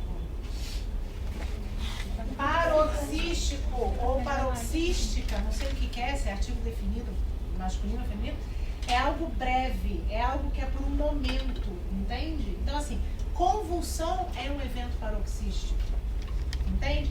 Tonteira é um evento paroxístico. Quando você tem aquela síncope, que é a sensação de desmaio, né? Quando você levanta rápido, é paroxístico. Acontece e passa. Cara, a palavra paroxística é falada mais que banana. Você hoje não deve ter falado a palavra ovo, mas os profissionais da área da saúde falaram hoje o dia inteiro a palavra paroxística. Ok? Então, paroxística é aquilo que é breve. Então, abalo é a mesma coisa que lesão? Não. Uma perturbação é a mesma coisa que lesão? Não. Lesão é uma alteração na estrutura. Nós estamos falando de uma alteração do funcionar, não necessariamente tem lesão da estrutura. Exemplo. Lembra que o encéfalo se mexe lá dentro da caixa craniana? Ele pode se mexer, não gerar contusão, e só o fato de fazer assim, ó, perturba o funcionamento desses neurônios. E esse paciente vai ter sinais e sintomas neurológicos paroxísticos. Ou seja, vai ficar tudo bem. A gente não vai atender ninguém com concussão. Entendeu? Exemplo. Quais são os sinais e sintomas? Depende de onde acontecer. Você concorda que se uma pessoa, por exemplo, tiver concussão occipital, ela pode ficar um período de tempo cega? Ela vai ficar por alguns minutos cega? Não, concussão não deixa sequela. Por quê? Porque não é uma lesão. É uma perturbação. É um transtorno. O quê? Hã? Ficar tonto. Às vezes, por exemplo, você já viu um jogador de futebol, bate cabeça com cabeça, cai inconsciente, ou fica aéreo e volta normal, não é? Foi um evento concussão. Pode vir a perder o movimento? De uma Pode, forma... pode. Pode ter convulsão, Uma pode, colega de só trabalho que volta. levou uma bolada, caiu de costa, bateu, perdeu o movimento. Não, mas voltou ao normal? Voltou. Ah, então, concussão. Isso aí. Concussão. Então, viu? Começa assim, o que é concussão? Ah, é uma lesão. Não, não é uma lesão. É um abalo, é uma perturbação. Aquele jogador, por exemplo, da Champions League, né? O goleiro chamado Karius. Quem viu, tem essas imagens e vou mostrar depois com o tempo para vocês. Karius estava lá como goleiro na Champions League e um jogador bateu com o ombro na cabeça do Karius. E ele continuou jogando, só que ele jogou sem percepção visoespacial. Foram 3 gols bem... Era inacreditável que um goleiro naquela qualidade passasse por aquilo, entende? Foi por causa disso que aconteceu com o Karius que houve mudança nas regras do futebol. Se eles estão fazendo isso ou não, não sei, mas colidiu com a cabeça, tem sintomas ou não, tem que tirar e substituir.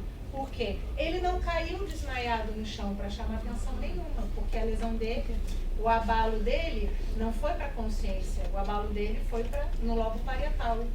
Então, momentaneamente, aquele córtex parietal posterior não funcionou, ele ficou com agnosia óptica. O cérebro dele não conseguia dar a distância, por exemplo, dos jogadores. Quando você vê ele jogando a bola para o jogador, é inacreditável. Ele vai com toda a força assim para jogar a bola e o jogador aqui, ó. Entende? Ele perdeu 3 gols. Se você continuar. É obrigatório repouso, caso você não for repouso, pode piorar esse sintoma, Por enquanto a gente não sabe de nada, no hospital mesmo. Porque isso aqui vai estar limpo. Ó, não tem imagem. Concussão não tem imagem, porque não é uma lesão estrutural. Vai tirar foto de quê? Entende? A tua emoção pode estar alterada, mas tu vai lá tirar foto e você faz assim, ó. Sua estrutura está normal, mas você por dentro, entende? Então não tem que tirar. E o que é lesão adicional difusa?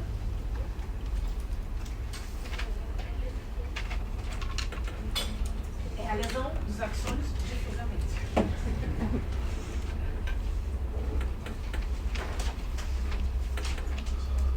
Para falar de LAD, no hospital vai estar LAD.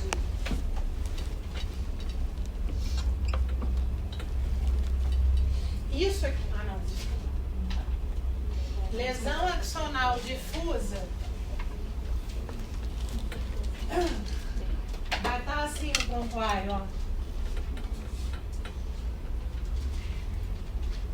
E quando vocês lerem isso, uma palavrinha tem que estar com vocês. Coma. Está escrito lesão axonal difusa. Isso refere-se a um estado clínico chamado coma.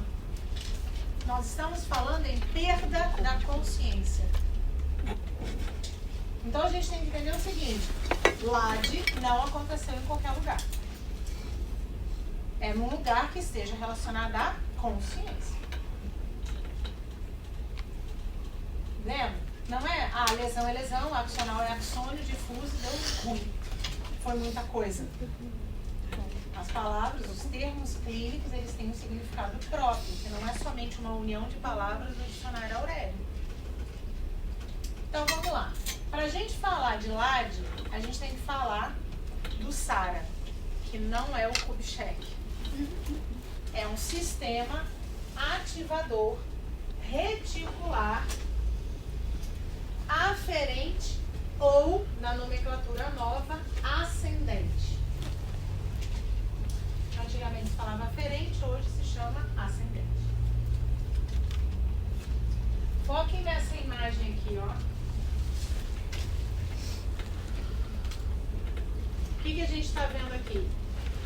Tronco é um corte sagital, isso aqui é um tronco encefálico, mesencéfalo, ponte e bulbo. Vocês veem que tem um desenho avermelhado aqui? Esse desenho avermelhado se chama formação reticular. O que é uma formação reticular? Não é uma estrutura, é uma reunião de neurônios. Então é um pool neuronal. É uma concentração de neurônios para uma determinada finalidade. Vocês viram que mesencéfalo tem formação reticular, ponte também, bulbo também, não é? Cada formação reticular é por um propósito. Qual a formação reticular que eu vou focar agora para falar? É o SARA, que é essa formação reticular que está no mesencéfalo. Esse mesencéfalo foi cortado assim, e vocês estão vendo assim, ó, de barriga para baixo. Então essa pessoa tem decúbito ventral, aqui está a barriga, aqui está as costas. Então essa é a parte de frente do mesencéfalo, essa é a parte de trás. O SARA está aqui de um lado e do outro. Então eu tenho um pool neuronal à direita e um pool neuronal à esquerda. Olhando para cá, vocês viram que você colocou setas? Vocês estão vendo que tem setas subindo para todo o córtex? Então, o que isso representa? Aqui está o mesencéfalo. Está lá o tubo neuronal, não está? Dos corpos de neurônios que os seus axônios ascendem na direção de todo o córtex cerebral. Entenderam? Ascendente. Para que esses neurônios estão ascendendo?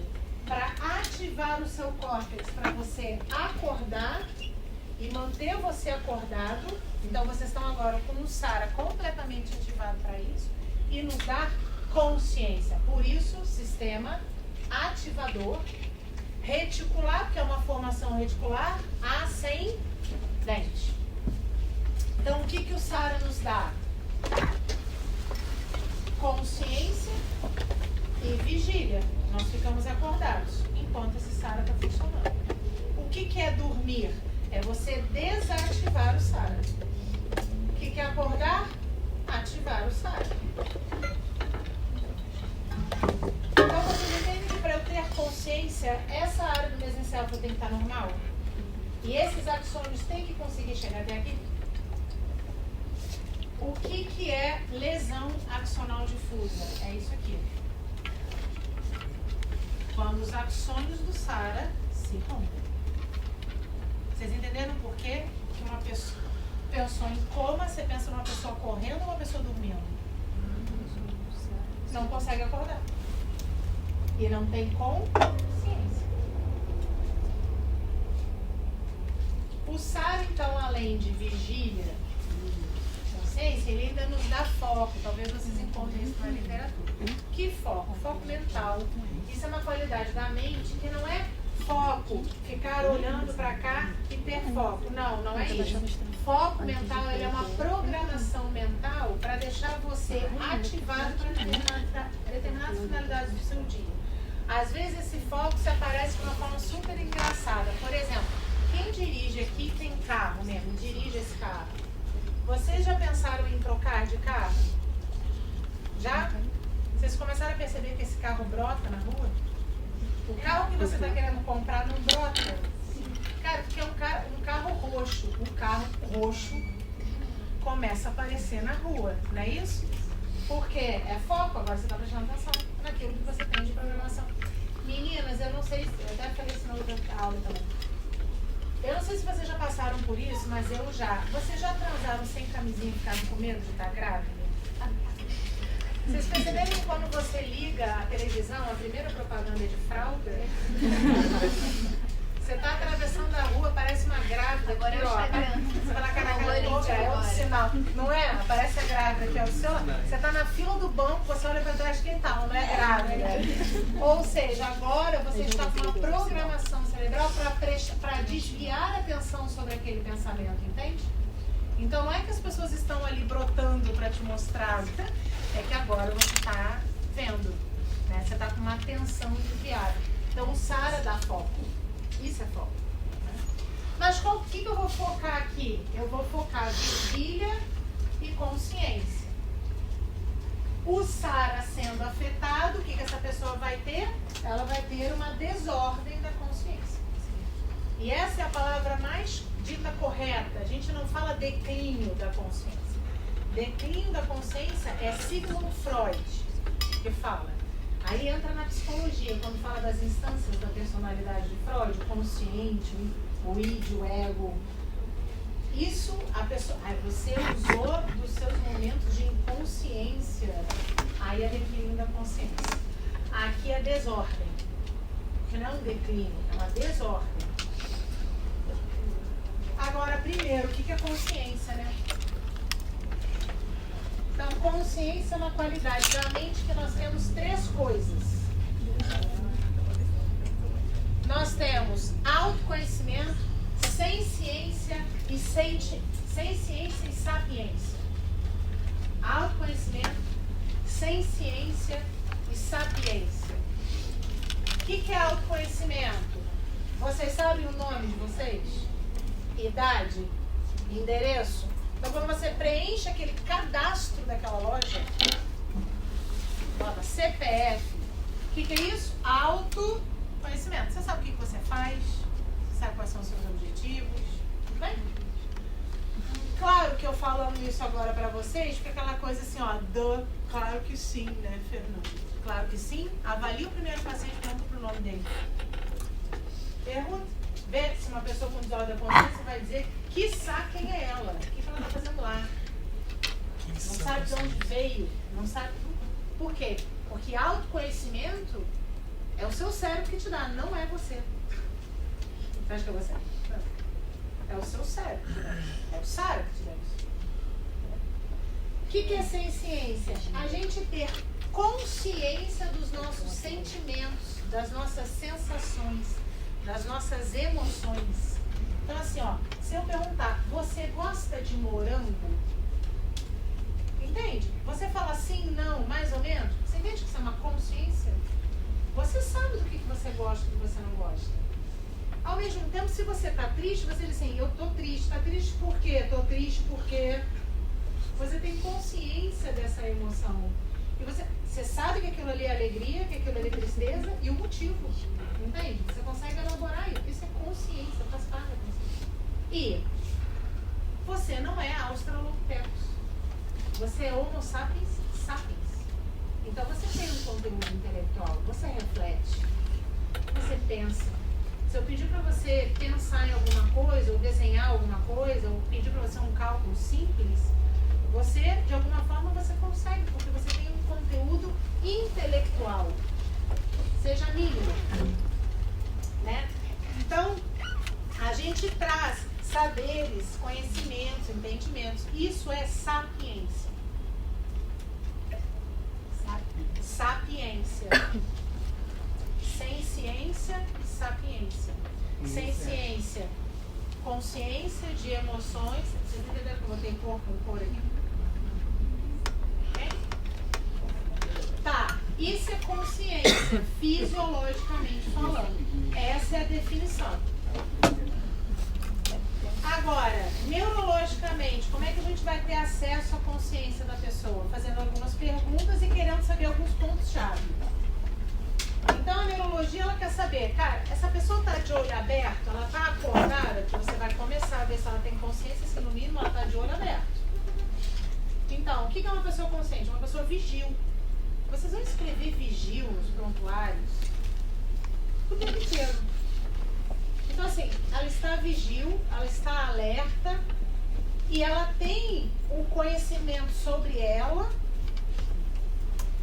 e por isso que ela está orientada tanto alto quanto alo, psiquicamente. Alto é ela, alo é o ambiente.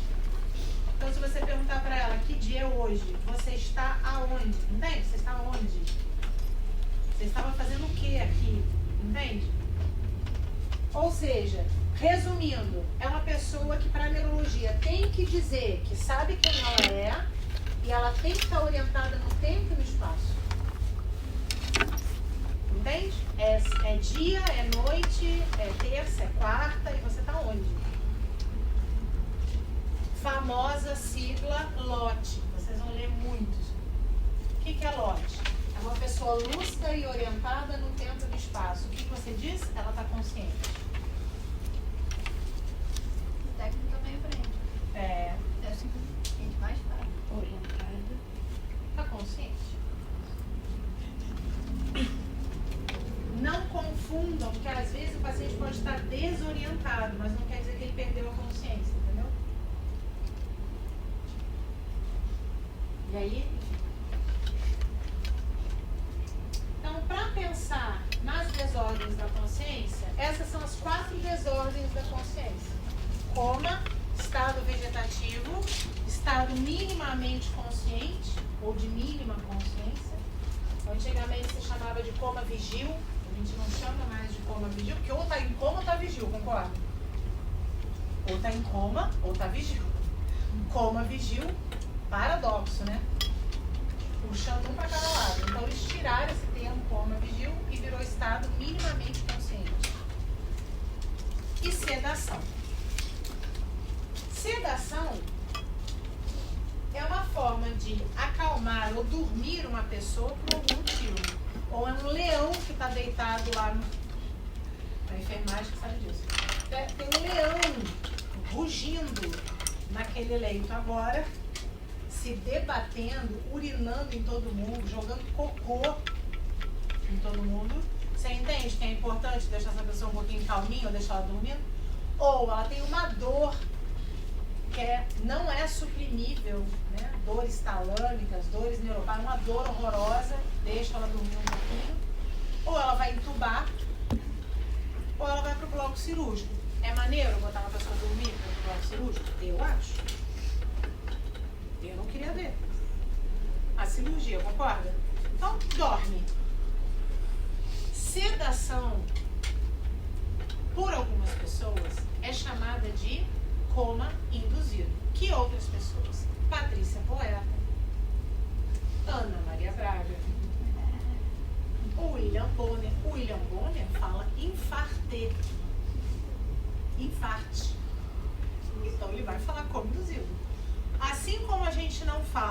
problema. Menos. A gente não fala derrame, a gente não fala coma induzido. Quem que a gente vai falar coma induzido? Com o familiar, pô. Pra ele entender, porque você tá lá fora, então pra ele entender. Agora, entre a gente, tu vai escrever no prontuário coma induzido? Você vai escrever paciente sedado. Qual foi a escala de avaliação de coma que o Alexandre passou para vocês? Escala de coma? Mais famosa que Xuxa. É gás. Glasgow, porque veio da Universidade de Glasgow. Então, Glasgow. Glasgow Coma Scale. Então, a escala Glasgow de coma. Avalia alguém sedado? Fala não. Fala assim, obviamente não. Coma é coma, sedação é sedação, ok? Ninguém em sedação vai ser avaliado com escala de coma. Por isso que existe a Ramsay, a Haas, que são escalas para avaliar uma pessoa sedada, tá certo? Para a gente pensar em coma, a primeira coisa que a gente tem que pensar é o tempo, a duração dessa inconsciência. Se essa pessoa ficar inconsciente mais do que 6 horas, uma certeza existe, a lesão adicional difusa. Porque se ela recobrar essa consciência em menos de 6 horas, foi uma concussão. Se ela ficar inconsciente mais do que 6 horas, houve lesão adicional difusa com certeza. Senão, foi uma concussão.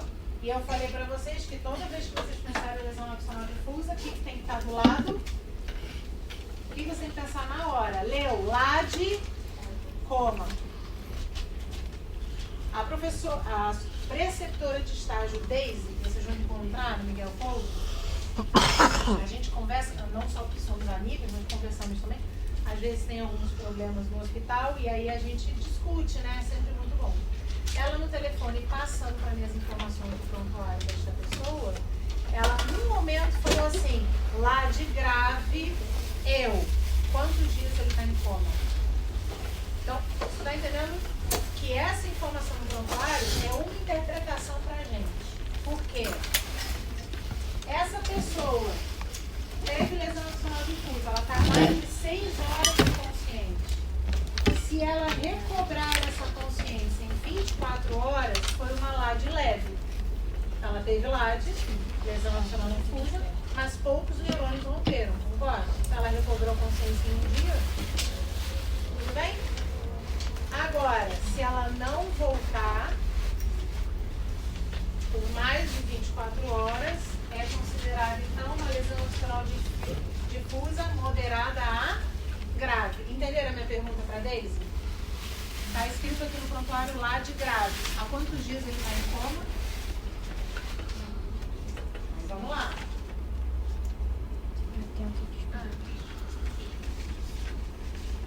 Já se passaram 24 horas. Tá, mas aí eu perguntei. É mais de um dia, não é? Quantos dias ele está em coma? Por quê? Coma é um estágio agudo de inconsciência. Por que eu estou falando isso? Coma dura até 4 semanas. Mas eu fiquei sabendo que uma pessoa, não sei aonde, viveu em coma 12 anos e voltou. Cara, não dá para comparar as informações que você estuda com as informações do É Fantástico. E não dá para você comparar as informações técnicas com a dramaturgia brasileira. Então, o que é Manuel Carlos e vai acontecer com a Helena, não dá para você achar que isso é da vida real. Dá para entender? Então, teve uma novela de uma mulher que ficou não sei quantos anos em coma, não foi? Acordou do coma. Gente, pelo amor de Deus, não quer dizer que ela não vai sair, mas coma não é a palavra adequada. Porque coma é um estágio agudo. Então vai até 4 semanas. Aí vem assim, tá, mas essa pessoa já tem 5 semanas e ela não acordou. Em nenhum momento eu estou dizendo que ela vai acordar. Eu só estou dizendo que até 4 semanas a gente chama de coma. Já fazem 8 semanas que ela está inconsciente. Já não passou de 4 semanas? Então já não é mais coma.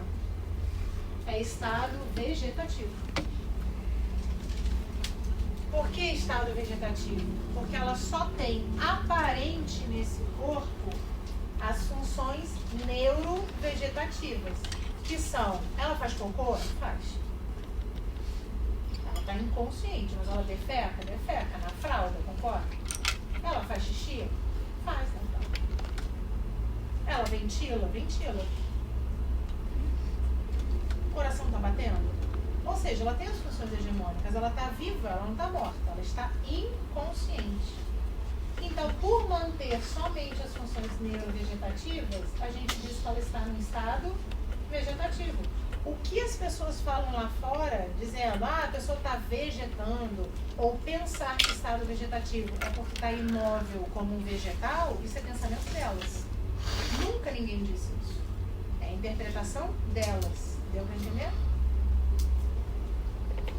Quanto tempo uma pessoa vive em estado vegetativo? Até a vida desta pessoa decidir ir embora.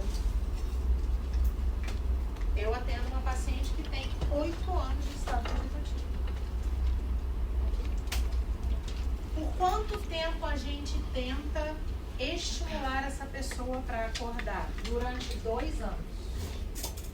Durante 2 anos o protocolo é inserido para tentar acordar. Se ela não acordar em 2 anos, se ela não sair do estado vegetativo durante 2 anos, que é super difícil, acordar plenamente, né? A gente diz que ela está no estado vegetativo persistente e não há mais chance de recobrar a consciência. Estatisticamente falando, mas você acredita em milagre? Sim, a gente sempre vai dizer que acredita em milagre. Mas a fé é raciocinada. E se acordar, você vê, se você ficar 1 mês com o seu membro superior com o aparelho engessado, ou seja, você não move esse membro por 1 mês, você já entende a síndrome do imobilismo, né? Vocês imaginam uma pessoa 1 ano sem mexer nada, acordar, vocês acham que ela vai levantar desta cama? Atrofiada estará, não estará? As articulações extremamente frágeis, osso totalmente osteoporótico. Então não dá para achar que é Manuel Carlos. Se você sabe fisiologia humana, entende? Ah, mas eu vi lá um rapaz, depois de 12 anos, saiu do coma. Eles usam coma para a população entender, mas é estado vegetativo. E nesse estado vegetativo, não é acordar, talvez esse cara agora abre o olho. Entende? Porque no estado vegetativo, a pessoa pode abrir e fechar o olho. Coma não. Coma é olho fechado. Coma, em grego, quer dizer sono profundo. Quem está em coma está de olho fechado. Depois das 4 semanas, essa pessoa pode abrir os olhos? Pode, mas não quer dizer que ela está consciente. No estado vegetativo, existem pessoas que espreguiçam, que abrem e fecham o olho, porém não têm consciência. E o estado minimamente consciente é uma pessoa que tem uma mínima consciência para uma coisa só, que é reprodutível, quer dizer, não é coincidência. Então, por exemplo, você pede para a pessoa acompanhar a caneta com os olhos e ela responde a esse estímulo e nada mais. Se você fizer qualquer outra pergunta, não vai responder. Se você pedir qualquer aperta a minha mão, não vai apertar. Então, o estado minimamente consciente é quando tem alguma mínima consciência.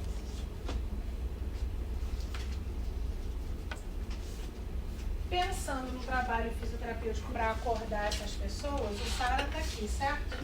O que nós fisioterapeutas queremos fazer com essas pessoas que estão em coma ou estado vegetativo, que já tem 2 meses e ela não acorda, não é isso? A gente quer acordar. Tem como treinar força antes disso? Não. Tem como treinar habilidades manuais antes disso? Então, qual é o objetivo fisioterapêutico para uma pessoa que está em coma? Acordá-la. Despertar esta pessoa. Então, a gente tem que usar de recurso para tentar acordar. Primeiro, tem que acordar. Vocês concordam que essa pessoa, ela está traqueostomizada? Porque ninguém inconsciente tem uma via aérea protegida de perrengue. Então, se tem algum mucozinho aqui, ó, você tem consciência desse muco, e o que você faz? Não é isso? Se a minha tosse não está eficaz, eu vou meter o ar para dentro e vou tentar explodir isso, não vou? Uma pessoa inconsciente tem isso? Então, vocês concordam que a área da saúde dos profissionais tem que ter acesso a esse pulmão? Se tiver qualquer coisa ali, tem que tirar? Então, ela está tranquilizada, está aberta. Tudo bem? Ela tem como comer? Então, como que será essa alimentação? Gastrostomia. Evita-se a sonda, porque a sonda não pode ficar muito tempo, não. Entende? Por quê? Porque a sonda tem mais risco de broncoaspiração. Entende? Então, sonda é para coisas rápidas. Está internado, não está conseguindo comer direito, eu boto uma sonda, mas vai tirar. Agora, GTT, gastrostomia. Vocês vão ver esse tipo de sigla. Gastrostomia. Então, vai ter um ósteo. Ósteo é a abertura. Aqui é um ósteo. A traqueostomia é um ósteo. Vai ter um outro ósteo que é para alimentação. É um bottom aqui. Em que essa alimentação ou vai ser com gotejamento. Então, tem um equipe com a dieta aqui. Gotejando aqui. Ou vai ser por bolos. Como isso gera gastroparesia, toda pessoa que está com dieta aqui, você entende que essa motilidade ela não é mais usada? Isso aqui tudo vai ficar fraco. Então são pessoas que quando estão na dieta e a gente senta, elas vomitam na hora. Entende? Porque esse alimento fica aqui, ó. Lentamente. Então é um cuidado que a gente tem com essas pessoas. Se você for fisioterapeuta, se o paciente está na dieta, você vai preferir desligar a dieta ou fazer isso sem a dieta. Dieta correndo, a gente evita chacoalhar pessoas, porque elas têm gastroparesia. Você entende que se ela vomitar, ela não tem consciência, ela vai broncoaspirar? Pneumonia morre. Então o fisioterapeuta que está em casa com essas pessoas tem um cuidado junto com a equipe de enfermagem e ajusta os horários entre dieta rolando e dieta. Mas não teve como trocar o horário. Você vai atender essa pessoa com a dieta rodando, cuidando do que você está fazendo. Quando eu sento pessoas, muitas delas, um mês já tem gastroparesia. Um mês, se você sentar assim, ó, isso tudo volta. E sai como leite condensado na lata. Entende? Alguns têm reflexo gastrofaríngeo. Aquele que faz não vai broncoaspirar. Porque é uma contração esofágica que não deixa que isso vá para o pulmão, concorda? Só que tem pacientes que não fazem. E aí essa comida que está saindo é a mesma comida que está entrando no pulmão.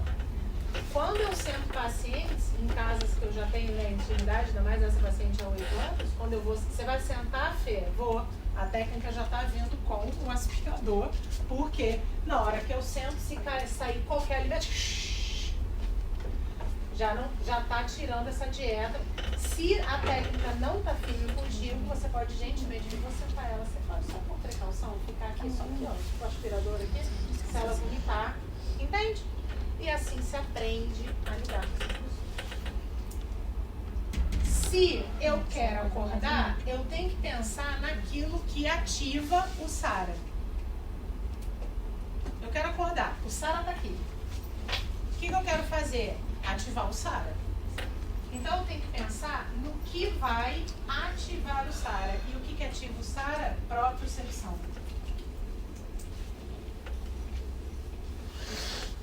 Quanto mais contração muscular você fizer, quanto mais movimento articular fizer, e quanto mais contração da gravidade pressionando as suas articulações, mais você vai ativar o SARA. Por que vocês agora têm mais facilidade em pegarem no sono do que eu? Porque vocês estão mais parados do que eu. Quanto mais você se move, mais você ativa o seu SARA. Entende? Porque o SARA, ele tem um pico de funcionamento a cada 20 minutos. Ele dá um pico de atividade, depois de 20 minutos ele cai. Aí ele volta de novo, aí ele cai. Quer ver? Eu tô aqui dando aula pra vocês, certo? Vai chegar algum momento que vai passar na tua cabeça assim, gente, mas ela é grande, né? Sabe, eu tô falando aqui, tô falando um monte de coisa e você foge. Por quê? Ou você tem sono assistindo filme, né? Quanto mais parado e deitado a gente estiver assistindo filme, o que acontece? Você dorme. Por quê? Porque o SARA tem atividade de picos a cada 20 minutos. E você em casa vê e o teu corpo reage a isso. O nosso corpo reage a qualquer momento. Quer ver? Você está parada, eu estou vendo vocês estão estalando o dedo, mexendo no cabelo. Aqui, ó. E fica. Aqui a caneta. Por quê? Vocês estão parados, não estão? Mas tem que ficar o tempo inteiro ativando o SARA. Entende? Ajeita o cabelo. Pega na caneta. O seu organismo reage para ativar esse SARA. Você em casa estudando, você está sentado aqui, ó. É a sensação da morte. Você está sentado aqui estudando, tá daqui a pouco você faz assim, ó. Vocês acham que espreguiçar é o quê? Contração muscular, proprioception. Aí você começa. Aqui, ó. Você pega o objeto, começa a roer unha. Aí vem o momento mor, pico. Você não tá com fome. Mas você levanta. Ou tu vai pra varanda, se tiver de dieta, tu vai desviar, tu vai pra varanda, sei lá, tu vai... Aí você vai na geladeira. A cena é essa, ó. Você abre a geladeira e fica, não fica não? Você não tá com fome, aí tu fica. Às vezes você fecha e volta, mas o que você fez? Você andou. Entende? Acordou o SARA de novo. E às vezes você pega qualquer troço, pedaço de queijo aqui, ó, botou na boca aqui, ó, propriocepção. Entende? Então, o que a gente sabendo disso faz? A gente vai ter que acordar essa pessoa. Então, vocês acham que eu chamando por ela resolve? Dona Joaquina! A gente precisa... Adianta eu pedir para ela segurar minha mão? Não. Então, você entende que a mobilização passiva nela é importante para quê? Não para acionar a contração muscular, mas para mexer as articulações? Então, mobilizações passivas grandes, né? Inclusive que simulam coisas, por exemplo, mobilização passiva fazendo com que ela passe a mão no cabelo várias vezes, né? Rosto várias vezes. Você entende que isso aqui vai ativar de alguma forma? Exterocepção, né? Entrado, esfregar só. A mão dela, você passivamente bota no outro braço, faz isso aqui. Exterocepção, propriocepção, com os movimentos articulados. E vocês preferem fazer isso com ela sentada ou deitada? Sentada. Quanto mais vertical, melhor. Se tiver uma maca ortostática, não é sensacional?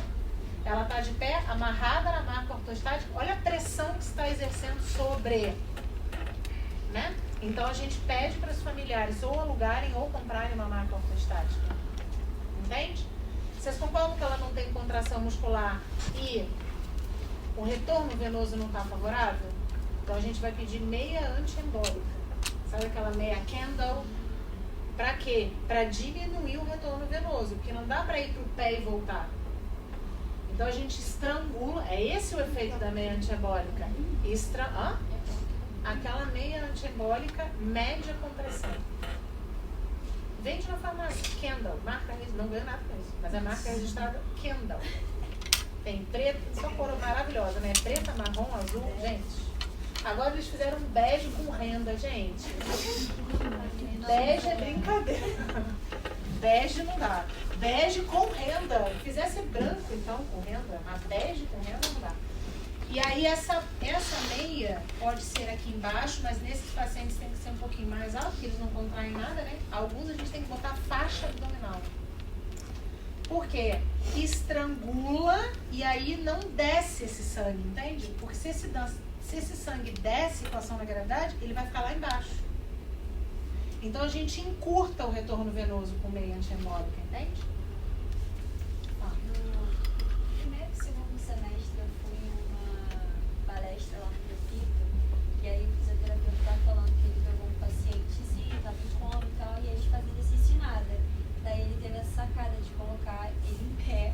Claro, eu estava iniciando a faculdade, não entendi nada do que ele estava fazendo. Aí agora você está até tentando com tudo. Agora a senhora falando SARA, explicando isso tudo, ativação, como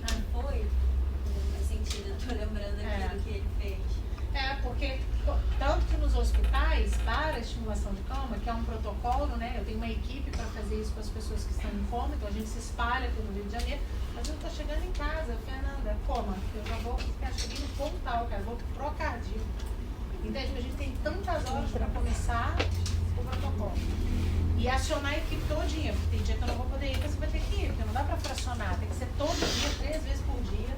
Foi incrível, ele mostrou o paciente. E a evolução, bom, né? A evolução e o paciente andando bem normal, assim, depois do tratamento.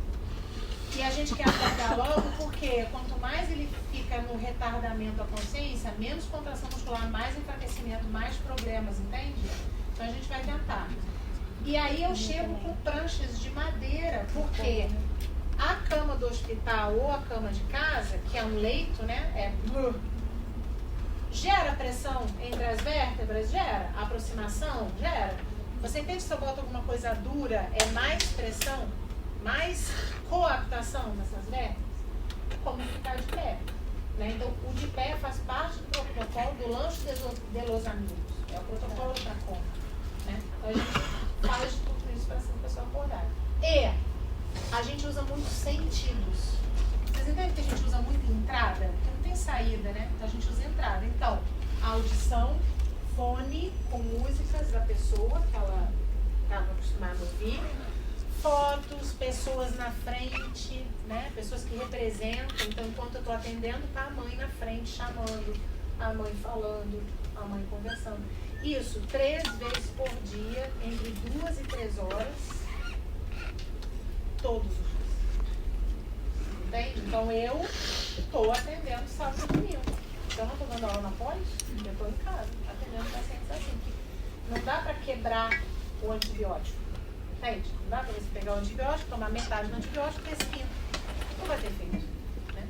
Quanto tempo a gente faz isso? Durante 2 anos. Se não tiver resposta. Vocês entendem que cada pessoa vai ter uma resposta de consciência? Né? Vai ter. E tem pessoas que voltam mesmo, totalmente, e mais rápido, né? Com esse protocolo. E tem pessoas que infelizmente não voltaram e estão em estado vegetativo. Sendo cuidadas dentro de casa. E até quando que elas vão viver? Elas vão viver até a vida delas decidir ir embora. E nunca vai ser o título. Sempre vai ser a dignidade humana que importa. Não importa o título que você tem. O que importa é a dignidade humana. Algumas pessoas perguntam assim, mas Fernanda, como é que é ser? Não seria melhor, esses pais, né? Não dá pra você... Esse caso que eu tô contando pra vocês, ela tá 8 anos assim, ela tava 2 anos casada com um filho de 6 meses. E os pais querem que ela tenha todo o cuidado da palhação. E é isso. Né? A fisioterapia, ela não trabalha só para fazer um jogador voltar de volta para o campo, gente. Fisioterapia é uma ciência. E ela usa dos pacientes oncológicos, dos pacientes em palhação. E essa pessoa está viva. E a dignidade humana que importa. Ela está com a unha feita. Eu não. Toda sexta-feira vai a manicure e faz o pé e a mão dela. Tá muito bem cuidado. Nunca teve uma úlcera. Nunca teve escara, gente. Em 8 anos. Se eu tô falando aqui com gente de enfermagem, sabe o que é isso? Nunca teve uma deformidade, uma pneumonia, uma infecção urinária, uma cândida. Usa fralda esse tempo todo, o tempo inteiro. Temperatura corporal, 30 graus, 34 graus Celsius. Frequência ventilatória, 6 a 8 incursões por minuto. Eu nem vejo. Vocês entendem que não tem músculo? 8 anos assim. Frequência cardíaca, 40 mais ou menos. Às vezes menos. Pressão arterial, não tem a menor ideia. Só quando ela vai para o hospital trocar a traque, que está monitorada, aí você vê. Pressão 100, 90 por 60. Claro! O coração é uma mexa. Mas não vai ter desconforto. Ela vai ter conforto o tempo inteiro. Claro que entra na discussão, mas é a eutanásia. Gente, primeiro, se aprofunda no conceito para pensar no que você está falando. Porque você está falando por você, ou está falando pelo desejo que você tem sobre o seu filho, ou você está falando sobre... Porque uma coisa é, o filho diz assim, não, deixa papai descansar. A outra coisa é mãe. Duvido. Se acontece alguma coisa com vocês, se a sua mãe tá perguntando. E a gente só sabe quando chega, né? Então talvez a gente tenha a nossa opinião agora, que opinião é uma coisa sensacional, que opinião depende, primeiro, da tua idade. Quando você tem que ter opinião no momento? Segundo, qual a experiência de vida que você tem? E o que você tem de conhecimento para ter opinião? Você entendeu que opinião é um construto? Senão tu não tem opinião. Tu nem abre a boca para dizer, posso dar minha opinião? Você fica quietinho aqui, ó. Você tem idade para começar? Quando você tem? Essa conversa é com meu filho. Quanto você tem, Leonardo? Você já foi pai? Para falar um negócio desse? Ele reclamando do pai. Eu falei, meu querido, a gente até fica quieta, né? Divorciada? Mas eu falei assim, quanto você tem, Leonardo? Vai falar do seu pai? Francamente. Porque na minha opinião, meu pai... Na tua opinião, não, Leonardo. Você não tem idade para ter opinião. E teu pai é teu pai, você nem pai foi? Então, não fala do seu pai. Entendeu? Já corta, já, entendeu? Foi-se. Aqui, ó. Por que eu tô falando isso? Porque toda vez que eu falo sobre estado vegetativo, vem aquela coisa da eutanásia. Veja, gente, essa pessoa está viva. Ela só não tem consciência para falar com você. E quem vai decidir se ela vai embora? A vida dela mesmo. Não é você. Não é o familiar. E se o familiar quer que essa pessoa esteja ali viva, você vai fazer de tudo para ela ficar ali. Então, vive que você é profissional da área da saúde, não da morte. Né? E você vai dar de tudo. Ortanásia é isso que a gente faz todos os dias. O que é ortanásia? Eu tô com dor de cabeça, eu tento aliviar. Eu tô com dor na coluna, eu vou tentar aliviar. A roupa tá apertada, eu vou lá e alivio. Eu tô com cólica menstrual, eu vou lá e alivio. É essa nossa vida aqui, ó, criando conforto o tempo inteiro. Tô cansada, vou dormir. Isso é ortanásia. Só que quando chega nos extremos, entre vida e morte, entre vida e desenlace, tem duas formas da área da saúde agir. Sempre dando conforto. Conforto e mantendo a vida, então, bota no ventilador, coloca na noradrenalina, coloca o antibiótico, né? Bota no melhor posicionamento, deixa uma higiene precária, né? Ímpar. Então, é manter a vida sob conforto. Isso se chama distanásia. Só que tem o outro extremo, em que o que está se pensando é vamos gerar conforto encerrando a vida. Seria talvez os cuidados paliativos? Cuidados paliativos é uma distanásia. Cuidados paliativos é uma distanásia. Mas a pessoa não morreu, ela está ali. E cuidados paliativos não quer dizer iminência de morte. Cuidados paliativos são cuidados de coisas crônicas, de longa data, entende? Que não há melhora. Só que tem pessoas que estão numa situação que se pensa, vamos aliviar a situação dela, encerrando a vida dela. Então você sabe o que é encerrar a vida, gente? Vocês acham que encerrar a vida é isso aqui? A pessoa está viva. Eutanásia. Vai tirar a dieta, vai tirar a água, vai tirar tudo dessa pessoa e dar um sedativo para ela sofrer menos. Vocês acham que é o quê? Medicação que vai fazer o quê? Que medicação? Qualquer coisa vai ser letal. Aí já é assassinato. Então é forçar um desenlace, dando alguma coisa para ela dormir.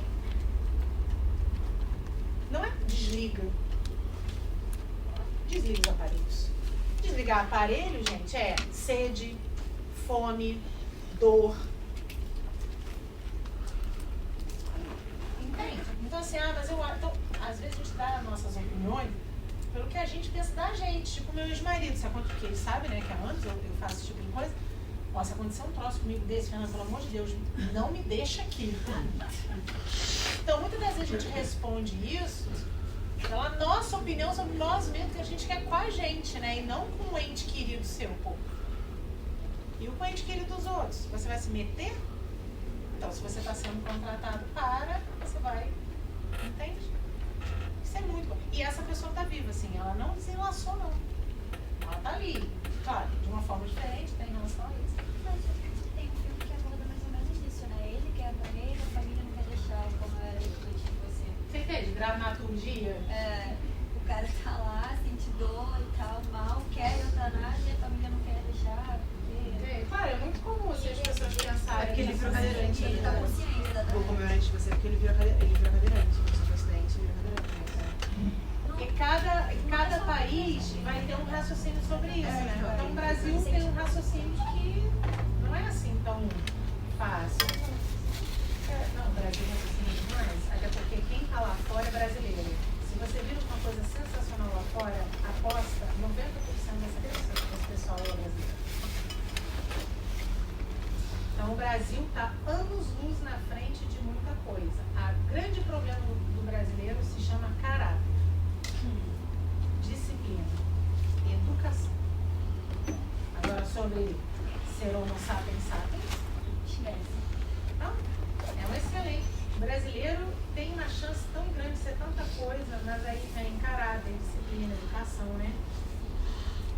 Se tem pessoas jogando papel de bala no chão, ó, em outros países isso não acontece, a gente não precisa falar mais nada. Começa dentro de casa. Então, o grande problema é esse.